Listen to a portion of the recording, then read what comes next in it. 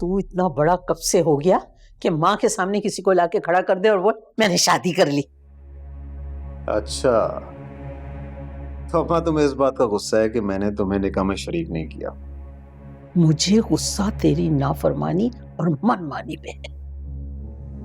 तुझे किसने कहा था कि ऐसे मुंह उठा के किसी से भी तू निकाह कर ले? अम्मा, तुमने खुद ही कहा था कि गुल को सबक सिखाने के लिए मुझे दूसरी शादी करनी चाहिए।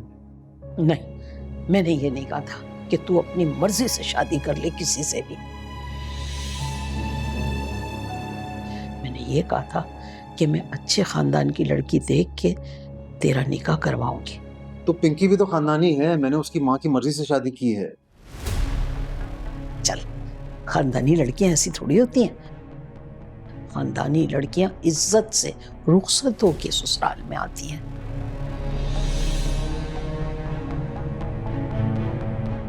ऐसे ही नहीं गले में हाथ डाला और झुलाती हुई आ गई कि हमने शादी कर ली। चलो जी अम्मा, मुझे तो लगा था कि तुम खुश हो जाओगी। तुम्हें दूसरी बहू ढूंढने की मुशक्कत से बचा लिया मैंने। मुझसे 2 कदम तो अब चला नहीं जाता। दूसरी बीवी के लिए कहाँ मारी मारी फिरती। शर्म कर, माँ को क्या कह रहा है? कब से मैं तेरी बकवास सुन रही हूँ। क्या है अम्मा, तुम तो मेरी किसी बात से खुश ही नहीं होती।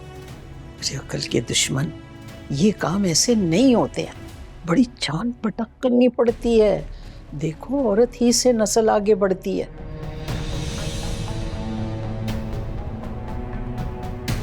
और हर कोई गुल की तरह खानदानी नहीं होती।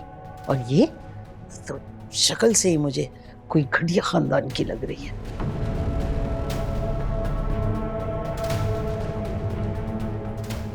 अब ऐसे तो ना कहो अम्मा। माना कि थोड़ी मॉडर्न है, लेकिन जान देती है मुझ पे। तुम्हारी भतीजी की तरह पढ़ी लिखी बददिमाग नहीं है। तुझे दुनिया और लोगों की परख होती ना बेटा, तो रोना किसी बात का नहीं था।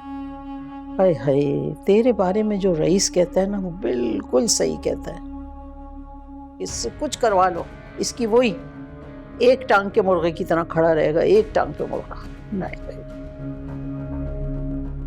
पता नहीं अब ये हमारे साथ क्या करेगी। ना नस्ल पता, ना फसल पता, कहाँ से ले आया, अजीब सी पिद्दी सी घूमेगी इसका। तो किस चीज पे खुश नहीं हो ना?